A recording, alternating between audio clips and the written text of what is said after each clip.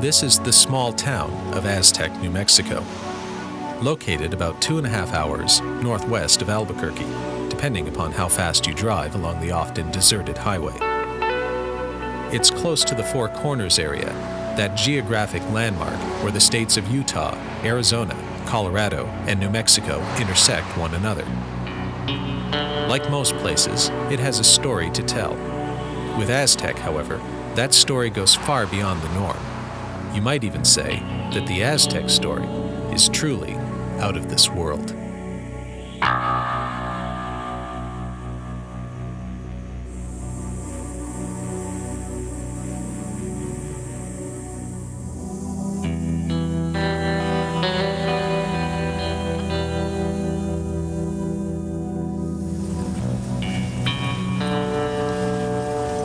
These days, if you told a friend that you were off to New Mexico to visit the site of an alleged flying saucer crash, that friend would probably assume you were headed to Roswell. For the past 3 decades or so, this has been a pretty safe assumption, as the Roswell incident has become an integral part of American pop culture. But travel back in time to the late 1940s and early 1950s, and your friend would have assumed that you had a different destination in mind. Because long before Roswell became the most famous UFO incident, there was Aztec, the first of the crashed flying saucer stories. The gist of the Aztec tale is that in 1948, a flying saucer complete with anywhere from 14 to 18 bodies crashed in Aztec, New Mexico, and recovered under cover of high secrecy by the US military. And in various formats and permutations, the tale's been circulated for the last 50 years. Some people consider it to be an outright hoax. Some people are sitting on the fence. Other people consider it to be genuine. Some people consider maybe it's a genuine incident, but it occurred somewhere else. The timeline of Aztec would be a report from the oil field workers a little after 5 a.m. on March 25th, 1948. Basically, the first report came in as a large brush fire on a mesa off of Hart Canyon Road. As the oil field workers got out there, they discovered a large disc, approximately 100 feet in diameter, sitting on top of a mesa. That had nothing to do with the brush fire, but because of the oil drip tanks out there at that time, people from El Paso Oil Company were notified that they should get out there to investigate the fire and any subsequent danger it could pose. Upon getting out there, they noticed a large disc on the mesa. Military showed up later that day, late lunchtime, early afternoon. The one local law enforcement officer had warned the locals that the military would be there eventually, that they had been notified. Aztec is a fascinating case because it was the original, if you will, crash flying saucer story. And it surfaced first in 1949 in columns written by Frank Scully in the Daily Variety. It ultimately led to a best-selling book that Scully wrote, and I think it sold something on the order of 60,000 copies in 1950 in hardcover, and then it went on to 12 editions overseas, and on and on and on. I mean, it was remarkable how successful it was. It's obvious he struck some kind of real chord. It was also total nonsense, and Scully was either one of these fellows who knew enough not to ask questions he didn't want to hear the answers to, or he was genuinely duped by a fellow named Silas Newton and a sidekick of his named Leo Gebauer, who became known as Dr. G in Scully's book. In Frank Scully's book, Behind the Flying Saucers, which came out in 1950, he tells the Aztec story as told to him by Silas Newton and Leo Gebauer. Silas Newton and Leo Gebauer then introduced Frank Scully to at least 8 scientists that allegedly worked on the Aztec crash. Frank Scully took these 8 people and molded them into one Dr. G. The skeptics like to attack the story if they haven't researched it and say that Dr. G was Leo Gebauer. Leo Gebauer was no more a scientist than anybody. He was an electrical engineer that worked with Silas Newton. More of a glorified electrician more than electrical engineer. Frank Scully in his book plainly states that Dr. G is up to 8 scientists that worked on the recovered UFO at Aztec? Essentially, these two guys were con men who were in the process of trying to peddle a doodle bug, which is an oil and gas industry tag for a device that will find oil and gas, but of course doesn't. And in his case, it was a machine that not only found oil and gas, but gold and water and pretty much anything the Mark was interested in finding. And on top of that, Gebauer had invented something similar, which also supposedly could assess the health of a person. So this was sort of an all-in-one, do-it-all kind of thing. But what they did, which was unusual and made their little bit unique, was that they claimed that their doodle bug was better than anybody else's because it was using technology that had been taken from the flying saucer that allegedly crashed near Aztec. And therefore, obviously, it was far superior. Dr. G, our friend Gebauer, was supposedly a magnetics expert who was one of those called in by the Air Force when the saucer was tracked into ground near Aztec, where it floated to ground, not actually crashed, and presumably disabled by a high-powered radar somewhere nearby. Such was the claim. Anyhow, the whole thing was a total con job. And it was quickly recognized as such and then really exposed in detail in 1952 by J.P. Kahn, who was an investigative reporter. I think he was with the San Francisco Examiner, if I'm not mistaken. And he did a 4 or 5 month investigation in detail, including managing to con the con man out of an example or a sample of the mysterious metal that the saucer was made out of. It turned out to be the sort of stuff that you made pots and pans out of, actually. But, you know, he was a very, very, very sharp reporter who did a really good job. And True Magazine published his article in 1952 exposing these guys.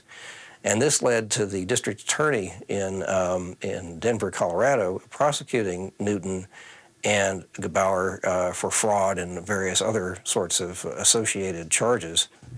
Anyway, they were convicted in December of 1952. And basically the whole notion of crash flying saucers went away. And people who take flying saucers, UFOs, seriously for decades wouldn't touch anything like that with a 10-foot pole until Roswell came along. I think where some of the skeptics attack the Aztec story is why would 1, 2, or up to 8 scientists confide with Frank Scully? And that's an important question. But you have to look at who Frank Scully was back then. You have to look at how the media operated back then. We didn't have CNN, we didn't have national network TV. You had a very tight group of journalists, the Dorothy Kilgallons, the Walter Winchells, the Frank Scullys that, quite frankly, were the most credible people of their day in journalism. And that would probably be an automatic person that you would go to break a story like that. The other thing, if you read Frank Scully's writings, the scientists that approached him did not think that was going to be a secret for a long time. They thought that story would break within a year. They were giving Frank Scully a little advance on the Aztec incident. The first UFO-related documentary I made was a biography of legendary Roswell investigator Stanton T. Friedman. If the Aztec incident has a Friedman, that is to say, someone with respected professional credentials who has chosen to undertake a search for the truth about the UFO phenomenon, it is this man, Scott Ramsey, a successful businessman from North Carolina. Frank Scully might have broken the Aztec story, but it is Ramsey who has rescued the tale from obscurity and who has challenged, after years of research, the long-held view that the whole thing was simply a hoax. In looking at the story, that was one thing that intrigued me, was looking at the claims made back in 1950 by these 8 scientists. And one was the secret radar bases. So as we started to look into the claims that Dr. G was telling Frank Scully, and we compare to what we know now, when you go back 50-some years later and look at what we've been able to get declassified from the Air Force, the Atomic Energy Commission, somebody back then was definitely in the loop leaking good information to Frank Scully.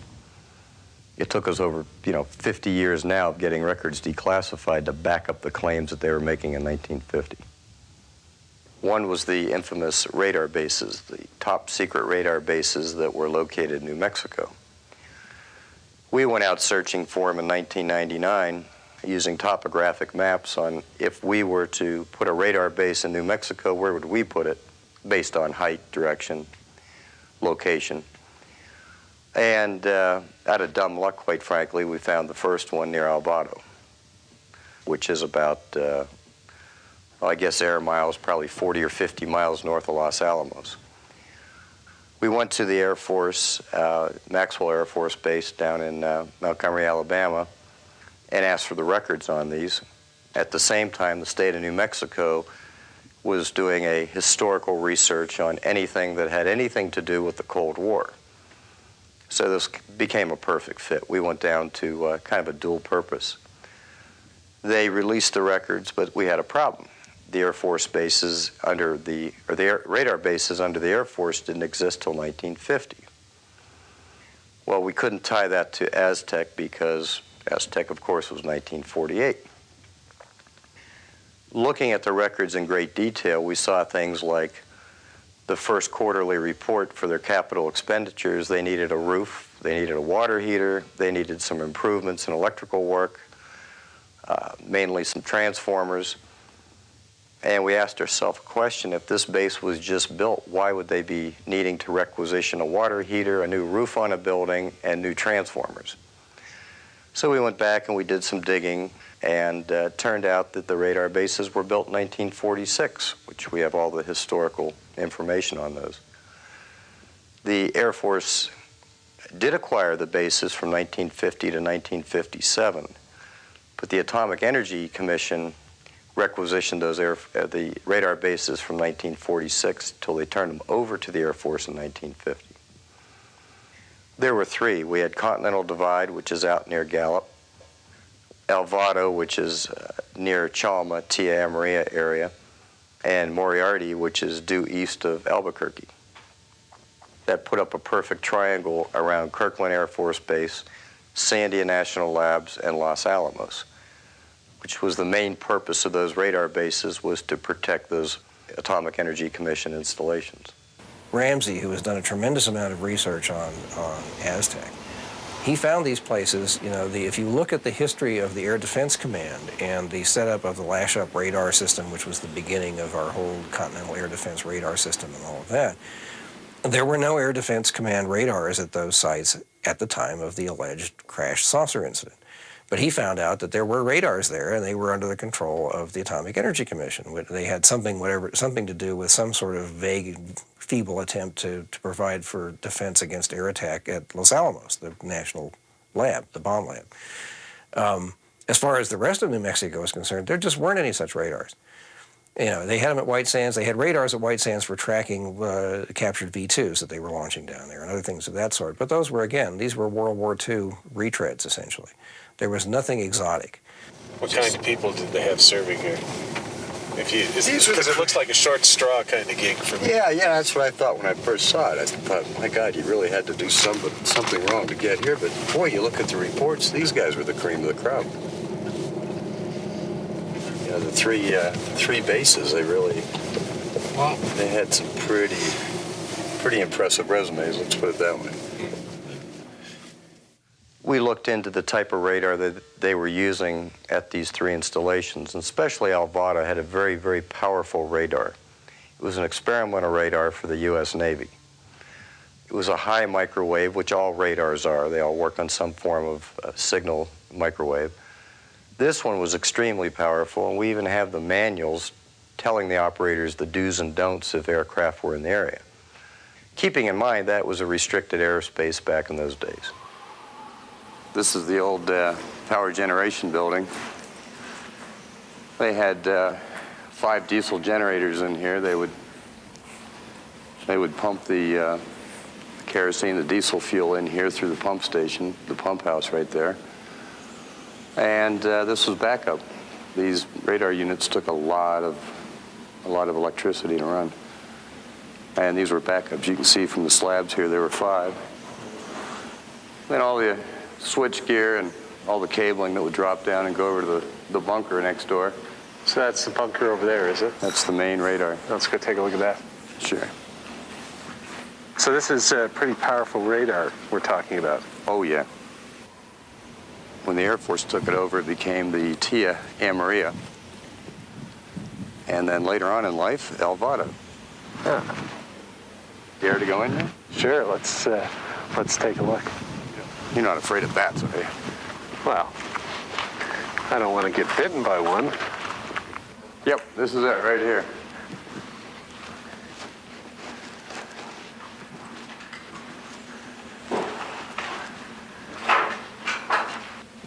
Probably won't want to go back in there. Probably not. I guarantee you don't. And so people speculate that the radar here was powerful enough to interfere somehow with an alien spacecraft. That's a theory. And might have brought it down. Mm-hmm. And they would have had similar radar stations, I assume, down by Roswell. They had one in Corona, and if you read the historical reports we were going through last night, they also had one down at Walker, which was Roswell. Right, right. Coincidence? Yeah, maybe, huh? If these guys came flying across millions upon millions of miles of space, if they flew from, or billions if they came from another star and a planet around another star, is it likely that they wouldn't be shielded against the kind of feeble radiation that would be coming out of our radar sets? I mean, how likely is it that they would have forgotten about that particular part of the spectrum? And then they get here and they get shot out of the sky. And people are saying, oh, they're dropping out of the skies. What is all this business? How could a sophisticated craft from far away crash? You know, we had 2 shuttles go, too. Very sophisticated craft. I think they may have run into the unexpected, whether it was a radar beam or all kinds of other things. Accidents happen. That's the way it is. And I think if you look at the mothership descriptions, these huge monster UFOs, if you will, which are seen to have little ones going in and out of them, one big vehicle could carry a whole bunch of these little vehicles. And if they lose one, they lose one. Okay. Explorers, Magellan didn't make it around the planet. His ship made it. He didn't make it. I think that Scott Ramsey has been a forerunner in this and has done some excellent research. When he started, there were a lot more skeptics than there are today. There were a lot of people who said they were crazy, that this was just a scam, there was nothing to it. And he's proved that there were radar sites, secret radar bases that were sending out microwave rays, microwave beams that could have knocked a flying saucer out of the sky and caused it to crash land north of Aztec. And he's proved that fact. So that gives it a little bit more of a validity to me, that there's some truth to these theories when you start getting the government documents in your hand. Another intriguing fact is that the FBI file on Leo Jabauer, which has been declassified, the entire file runs for 400 pages, of which only 200 have been declassified. And many of the documents contained within the withheld material are classified for reasons affecting national security and the defence of the USA. Now, it's one thing for someone to be arrested and convicted for scams and cons and things like this, but it's a big leap for someone to be a con artist, then to find that the FBI considers them a threat to national security. And so this sort of begs the question, do the withheld documents contain far more on the Aztec case than has been published and put into the public domain by the FBI? I think the fact that those files are still classified might be the result of 2 quite different things. One is that they really were involved in some stuff and had some information that for whatever reason they agreed not to talk about, but the FBI pressured them and so forth. That's certainly a possibility. Another is the general FBI attitude, the old J. Edgar Hoover attitude about keeping track of people and getting files and, having power over them. And I don't know which it was. Newton was sharp, no question about that. Whether he stumbled across some things that he shouldn't have stumbled across, I don't know. A number of FBI documents make it very clear that the FBI and the Air Force at the time were following Newton and Jabauer very, very closely and were literally listening on their every word, were going out to conferences and lectures that both men were speaking at, and wanting to know what the truth was behind the Aztec case. Was it a genuine incident, or was it simply a concoction of these two enterprising con men? It's possible there's something in there that would bear on this and give us some answers, and maybe they would prefer, for reasons which may or may not be legitimate, to keep that quiet. Certainly we can't say, oh, this is real because these con men told this story. But because con men told the story about Aztec doesn't mean that there wasn't an Aztec story to be told, a genuine one, a legitimate one. You have to be real careful about this guilt by association, or genuineness by association for that matter. Con men, government cover-ups, conflicting stories. If there was a theme song for the investigation of the UFO phenomenon, it might well be the Beatles' The Long and Winding Road. The Aztec case is the perfect example of this, both figuratively and literally in the case of Hart Canyon Road, which leads to the alleged crash site. In looking at the story, one of the things that's come under scrutiny is the fact that the skeptics on the Aztec incident claim that the Hart Canyon Road did not exist in 1948. We know it did now. That would have been the stagecoach road back in the late 1800s on the way to Durango. If you go out to the crash site today, follow Hart Canyon on the old stagecoach route, you come up to what they call the Arkansas Loop or the Arkansas Bend. And on top of that plateau is a road cut through, allegedly by the military in 1948, to get the recovery equipment, the cranes and whatnot, down in there to retrieve the craft. So this is the Mystery Road. This is the mystery road. Tell me about the Mystery Road. Well, this road, unless it shows up on recent maps, has never shown up anywhere. Right. This is the road the military, or whoever the recovery operation was, allegedly cut to get back here to retrieve the craft. Okay. And this was in March 48. That's right. And this road, now most of the roads around here, you were telling me, it's oil roads and stuff like that. They're marked on the maps, the USGA maps, is it? USGS, yeah. Right. And this road wasn't marked on any of those maps until, if it is marked at all, until recently. Very recently, right. So we've got a mystery road. Yep. And over here, we've got a mystery cement block. Concrete pad. Now let's go take a look at that then. Very good. Tell me the story behind the mystery slab of concrete. Well, it really makes no sense why it's even here. It's on the average 9.5 inches thick. We did a core sample right at about a year ago. What we're trying to establish is how old the slab is. Sure. Does it fit into the time frame of 1948? We've got rebar heavily fortified, 9.5 inches thick, rebar all through it. Early skeptics said it was a well cap. We've rolled that out. Obviously, if we had drilled through the concrete, if there was high pressure natural gas under there, we'd know it. So that's what they say. The skeptics said a well Yep. cap for natural gas. That's right. And there is gas and oil around here. Yeah, all over. Yeah. But not on a mesa that's bedrock. You go a few feet under the silt and you're going to hit bedrock. Okay. The grouting is of local. It's indigenous to the area. So they didn't truck it in. They just kind of They got just it. used what was laying around here. So if you're coming down the road, you're in a chop, you're in a hurry, cutting a quick road. Something's happening real quick. You just pull what you can find. That's right. From the local area. Okay. Bring your Portland cement and your forms and rebar and be done with it. Now, what's it doing here, though? Why, if there was a crash site and all of this, what is this? When they cut the road, as you can see to this day, it's very silty. They had trouble with one of the crane arm supports, one of the legs of the crane. And the story goes they had to pour this because the leg would just keep going into the silt, which, as you can see around here, is still a problem. Sure. I mean, if you can just walk over here and Yep. take a look at the silt. I wouldn't want to put a crane on that. Nope. All right. So you got a mystery road. Yep. You got a mystery slab.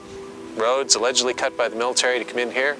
Crane slabs allegedly put here to support, or the slabs allegedly put here to support a crane. Yep. What's the crane recovering? Allegedly. A flying disc, allegedly. A flying disc. Now, where's the flying disc? All right. Well, we don't know where it is now, but where was it back then, allegedly? About 200 yards straight through. Well, let's go take a look. Works for me. watch your footing. Yeah. Got any snakes around here? Not this time here.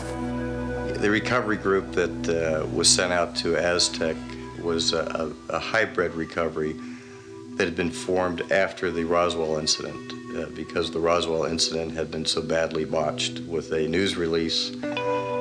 Basically, a lot of people at the base being aware of it, the newspaper running an article, and after the Roswell incident, this newly recovery group was formed.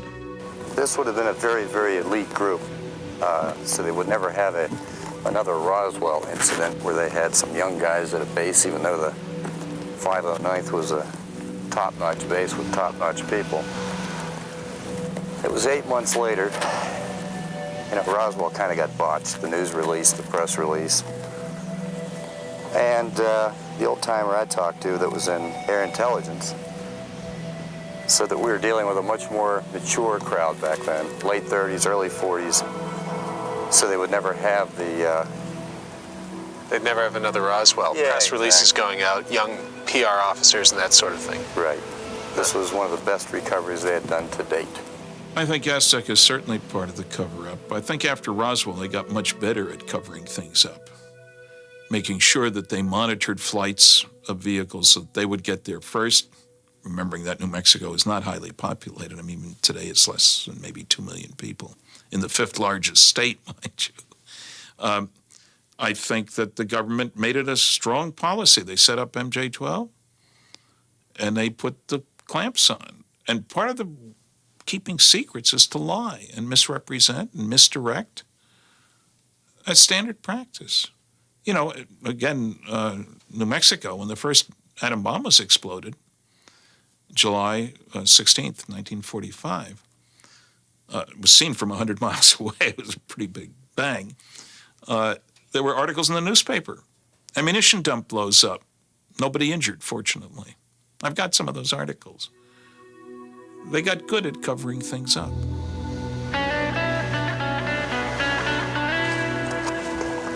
What we feel, based on all the reports, this would be the epicenter of the crash site right here. It was virtually intact. Right. So was it a soft landing? Was it a crash? We don't know. Now, there's a plaque over here. So this is a commemorative plaque of the alleged incident. Recovery at Hart Canyon. On or about this site on March 25th, 1948, the spacecraft of origins unknown crash-landed on this mesa. The 767th A&W radar base in nearby El Vado, New Mexico, tracked the errant landing to this site. The high-security recovery operation took approximately 2 weeks, with all remains being taken to Los Alamos, New Mexico, for scientific study and evaluation by some of the world's leading scientists. And Los Alamos is what, 2 hours from here? 2.5? Yeah, about 127 miles as the crow flies. Sure. The recovery of this craft by the U.S. government and military was one of the most secretive recoveries of spacecraft with origins unknown since the similar recovery in Roswell, New Mexico, 8 months earlier. Sadly, all occupants, as many as 16, died as the result of this crash, making full disclosure of both purpose and origination all but impossible. That was put here in 1999. 3 years after the symposium started. 1 year. Oh, right. Yeah, 1 year. 98 was the first year. Right. So this is it. Not much to look at, but No, not really. who knows what happened here. A lot of twisted dead trees, a lot of broken off trees, and a big open space that about 35 feet wide, 110 feet long. The only question is, What crashed here? did anything crash here? Yeah. All right.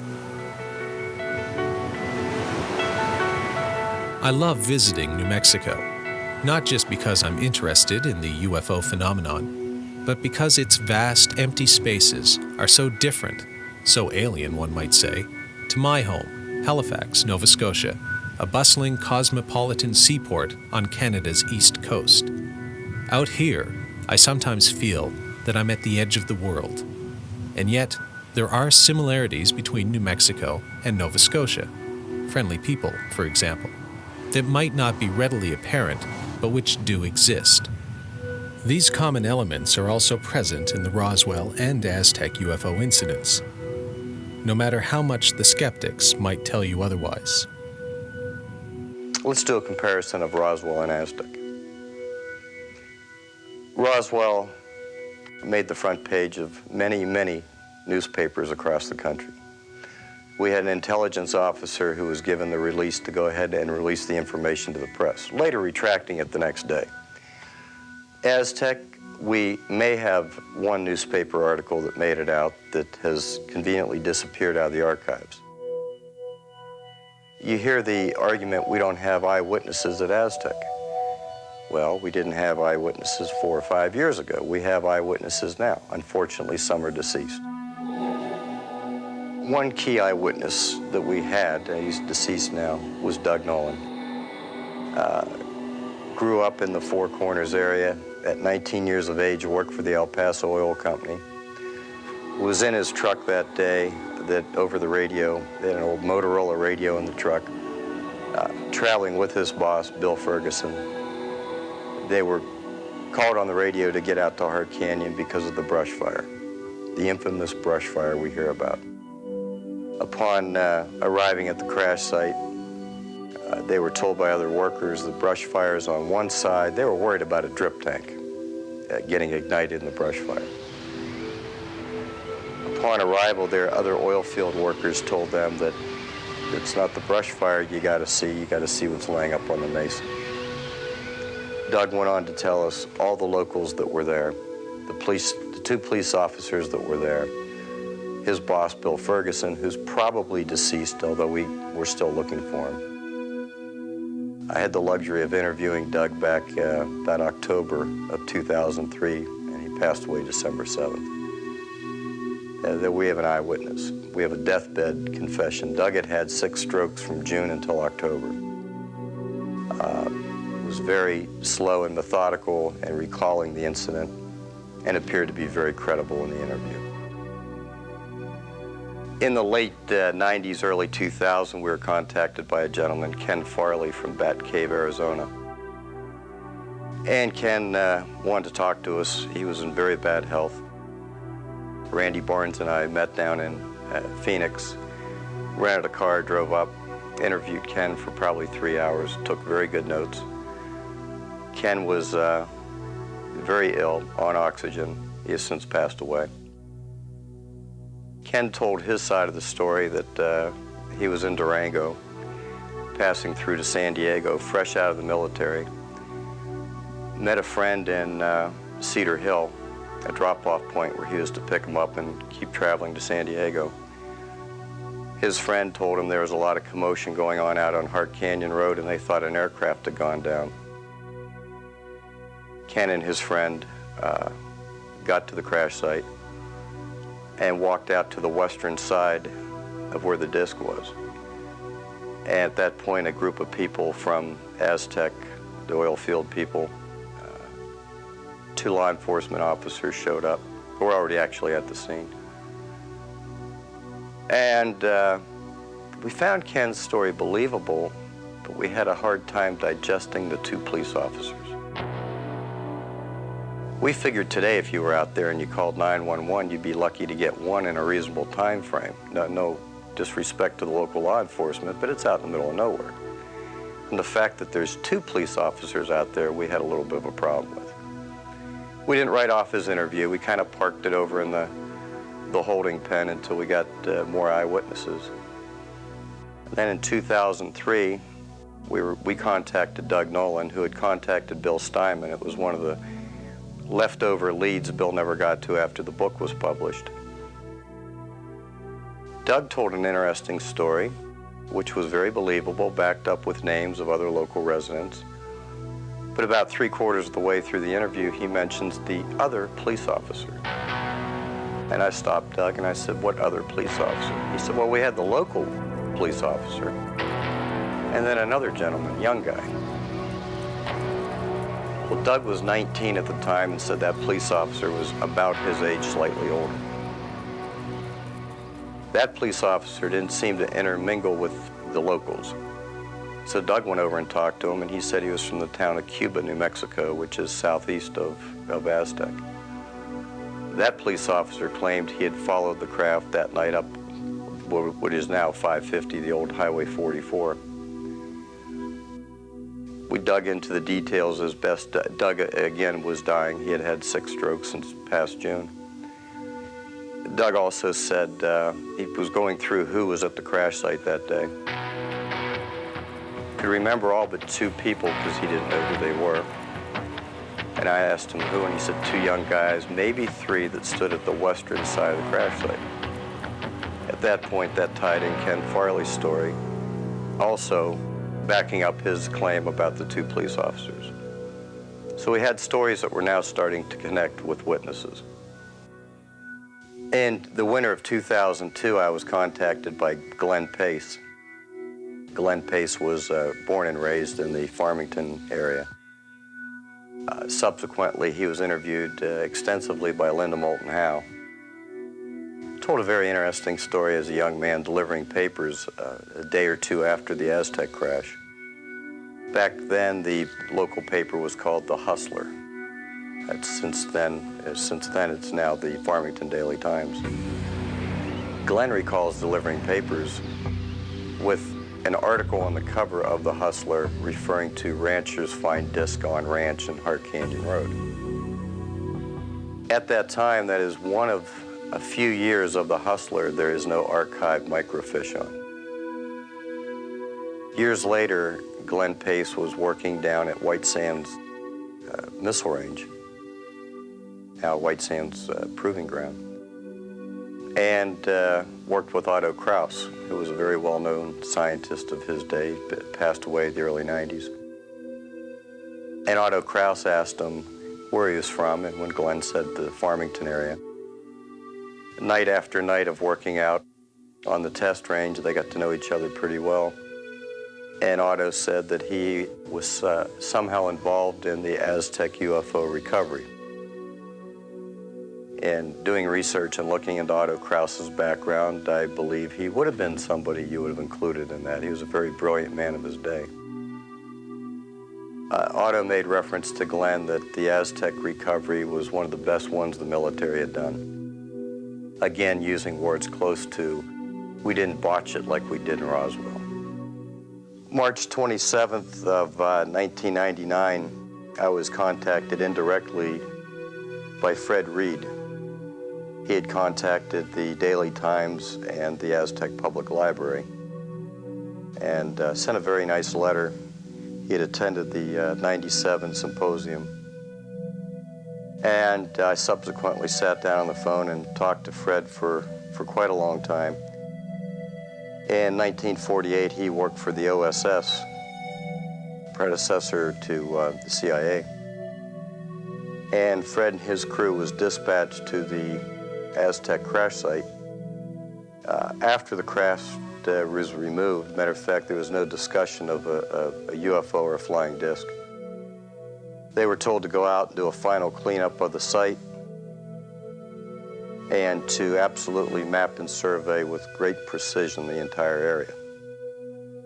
Yeah, when talking to Fred, I asked Fred, well, what were your thoughts? What did you think when you and your crew got here? And he said, actually, we thought a plane had crashed, which would make sense with all the air traffic over the state of New Mexico military at that time. He described the mesa back then, having just been there a couple days before, looking back to 1948, that there had been large equipment out there, which they were told to not really re-landscape, but kind of retexture, get rid of all the heavy equipment tracks. Clean up anything left behind, K-ration cans, whatnot, which, by the way, later we did find some 18 inches down in the soil. Map the entire area, make sure cleanup was well done, nothing left behind, and move on, which was not unusual for his group in the OSS. Years later, Fred was talking to some senior officers on what happened out at Aztec, and it was eluded that it was a rather large flying disc. They never came out and said that. It was a gentleman he befriended that was senior to him. But interesting, that's they were actually sent out to do a cleanup, and some of the interesting things that Fred enlightened us with. We've always had a question of the cut-in road, the mystery road, and the concrete slab And Fred said in 1948 it was quite evident that that was a fresh cut road. And the concrete slab, which again was used to aid a crane leg, support leg, to get some object off the mesa. Fred and I made a date to sit down and have lunch and go over his service records and kind of go into the story a little bit more. And unfortunately, he died of a massive heart attack about a month later. He died in March of that year. April of that year. A lot of skeptical people will come up to me and others and say things like, well, you know, do you really think that the government or any government could hide something as monumental as aliens for 50 years? You know, you give them too much credit. They're not that good. Our governments are not that smart. They can't keep a secret. You hear this all the time. I think that's utter nonsense. I think to ask this question betrays a real lack of understanding about how secrecy operates. For instance, to answer the question, can such a secret be kept? The true answer is yes and no. It's really both. It is yes, first of all, in the sense that secrecy protocols within the military in particular are extreme. Penalties are extreme. You sign away your constitutional rights in many cases when you are exposed to very, very sensitive classified information. And in many cases, this is binding for life. So it's not that easy to go talking about what you've experienced. But the answer, in a sense, is no, in the sense that leaks do occur. Leaks have always occurred regarding UFOs, right from the late 40s right on through to the present day. Stuff gets out. That is true.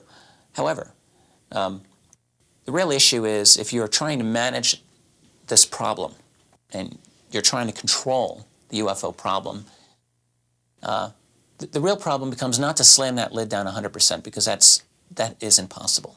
The real issue, it seems to me, is to neutralize or make useless information that does come out. How do you do that?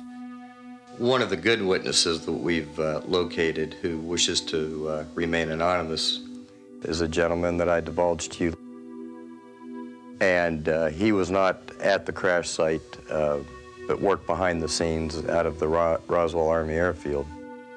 Basically, his job was to review personnel records of the up to 200 people that worked on the recovery, and to make sure that their personnel files would not reflect that they were at the crash site. In other words, making sure that if years down the road somebody made that claim, that they could show through their personnel files that they were nowhere near the area. Like the Jesse Marcel case of Roswell, this individual didn't find us, we found him. Apparently, a lot of the UFO reports that were not going to Blue Book, that were going to this Air Force intel, were going to him. And as luck would have it, when we found him, he was still alive and was up until a few months back. The skeptics maintain that this is all hooey, that you could never keep a flying saucer crash secret, that someone, whether on the recovery team or a civilian witness, would talk about something as big as Roswell or Aztec. But would they? And if they tried, who would really be listening? One of the most intriguing ones I investigated occurred in early 1964 and involved the recovery of a small triangular-shaped object from a Midlands forest. And in this particular case, I tracked down various witnesses who recalled seeing military cordons and police cordons turning people away from the area. One witness who stood out more than any other literally stumbled upon the recovery scene of this object, which was being loaded aboard a military transport vehicle. And he was treated quite roughly by the military, had his camera and film confiscated, and was warned not to talk about this incident. This was February 1964, and he spoke to me in September 1996. And when myself and a colleague went to interview him, he'd had this, just before we arrived, he'd had this rather bizarre and kind of threatening telephone call from the Ministry of Defence, ordering him as a civilian not to talk to us about this particular case. And it did put him off speaking. He was quite frightened by it all. And of course, we hear accounts like this very often within the UFO subject, and you need to investigate each one on its own merit. What we did, through various checks and things like this, we were able to determine that he had indeed received a telephone call from the Ministry of Defence, one specific branch called the Ministry of Defence Guard Service. Now, this man is now in his 70s, and he's just a retired washing machine repairer, living on his own in a small apartment, and he gets a phone call from the Ministry of Defence Police at 9 o'clock in the morning, warning him not to talk about an incident that he was involved in 40 years previously. Unfortunately, we were able to verify the incoming details of this telephone call to confirm that he did receive it.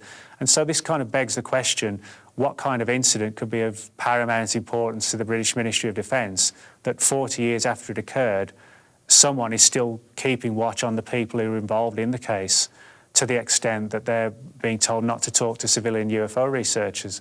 And the fact that we arranged the interview by telephone, then that sort of brings up all sort of other scenarios about telephone monitoring operations to keep this story under wraps.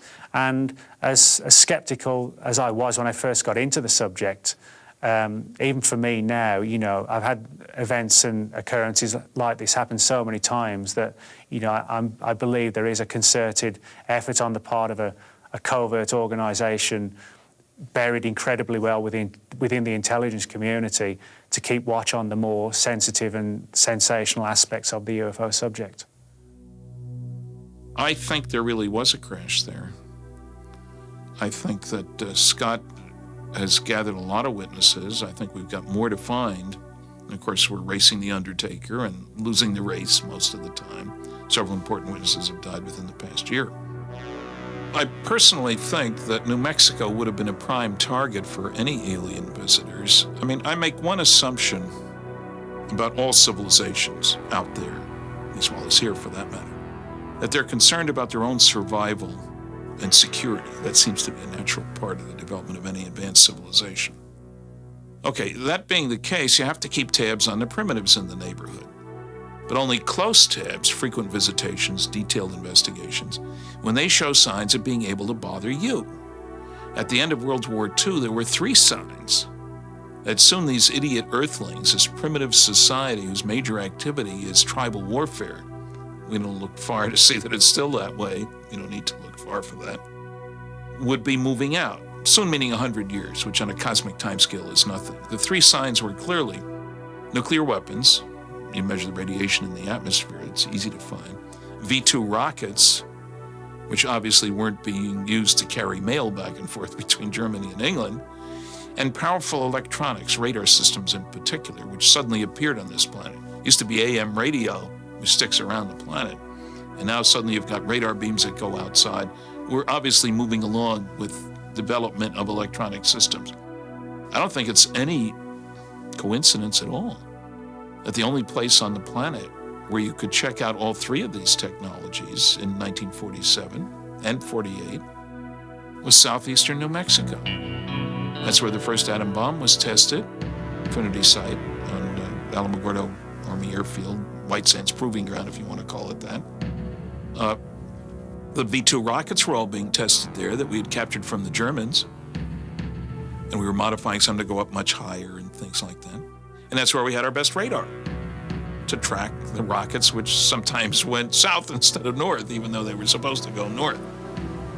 I would be flabbergasted if aliens weren't checking out the place.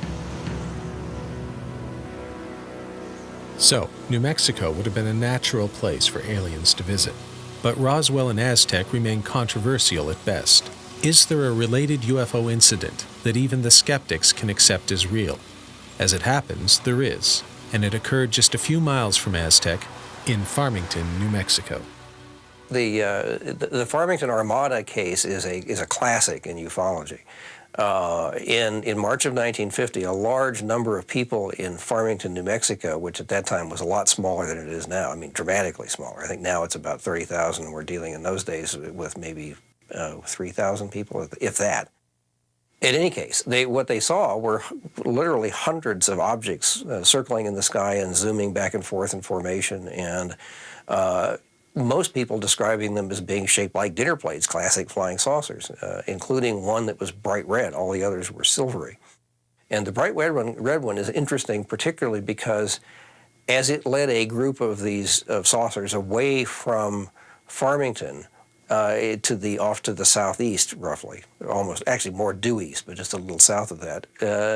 A few minutes later, before any of this could hit the news wires or be on the radio anywhere, in Las Vegas, New Mexico, a group of postal workers were outside taking a break or something and looked up and saw a group of saucers whizzing over, and one of them was bright red. I think these people did see, indeed, who knows, was this a rendezvous point? Were they all dropping down from the mothership and then heading out to the 4 points of the compass, or what they were doing? I don't know. But I think they really did see something quite real. The Farmington Armada, which involved lots of people seeing lots of stuff up there, lots of vehicles, if you will. Half the town, I guess, saw these things. Dr. James E. McDonald did a detailed investigation, found loads of people who'd seen things. Maybe that was the gathering place. I don't know, Four Corners area there? Who knows why they were there? I mean, who knows why people picnic in a certain area? I don't know. And it may be a staging area. Okay, you guys check out the nuclear weapon sites over there. And remember, pretty soon we were building testing nuclear weapons in Nevada, which is the other way from Farmington toward Roswell in the other direction. They had a great gathering laying out their plans for further reconnaissance. And it was taken seriously by the Farmington Daily Times, as you can see by this headline, which ran on Saturday, March 18th of 1950. Huge saucer armada jolts Farmington. There were several witnesses to the event, and Lincoln O'Brien, the publisher of the paper, actually sent a telegram by Western Union to Ken Purdy of the True magazine. Whole city, Farmington, New Mexico, where we own daily, sees large force flying saucers. Airmailing you full reports. Story terrific, not fully developed. If you want to send man to Farmington, we will assist him in every way. So it was taken seriously at that time, and I think that was probably because there had been so many connections to UFOs in the late 1940s and early 1950s. And there are some people who believe that this saucer armada was actually connected to the crash at Roswell and at Aztec. We had the crash at Roswell in 47, the crash in Aztec in 48, and then the flyover in 1950. And several people believe that the saucers flew over in formation as a salute to their fallen comrades, because it did happen in March, the same month that the Aztec crash was reported to have happened. So, crash site here, we've already been up there. Saucers came in, which direction allegedly? The story says from that direction, from over Bloomfield, Blanco. Right. Came right through this tree line right here where all the trees are damaged and twisted. Came to rest right in here. Down in here. So there it is, the Aztec UFO incident, the first of the crashed flying saucer tales. But is it a fraud perpetrated by a couple of clever con men on an unwitting journalist? Or is it part of the greatest of all government conspiracies? The truth, as so often seems to be the case in the UFO field, remains a mystery. It is up to you to judge the evidence. I'll give the final word, however, to Scott Ramsey, the man most responsible for bringing that evidence to light once again. In concluding with the Aztec incident, you have to look at, I think we certainly have, look at the original story, look at what the skeptics have to say, take the original information that Scully published in 1950, which we've done, and then digest it from there. And I think we've proved beyond a shadow of a doubt that somebody with incredibly good insider information was telling Frank Scully a story. We've got a lot more research to do on the Aztec incident, there's no doubt. If our research shows that Aztec was a tall story that got out of control, we'll be the first ones to come forward and say that. But until then, it's an open case, it's an open mystery, and we're going to keep going on it.